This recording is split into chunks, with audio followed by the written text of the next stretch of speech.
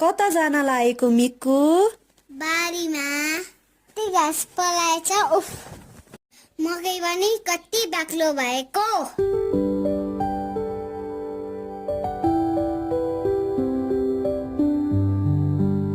अनि किन एक्लै जान लागेको त? अहिले म पनि आउला नि त सँगै जानलाई। तिमीहरू आउने कहिले कहिले बो माफी गर्छु।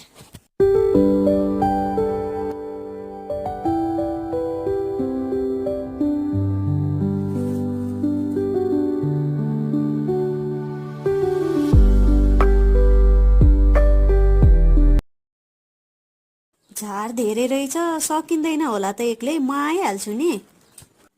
यो बेलामा म उडेको चरा खसाल्छु। ल सक्यो।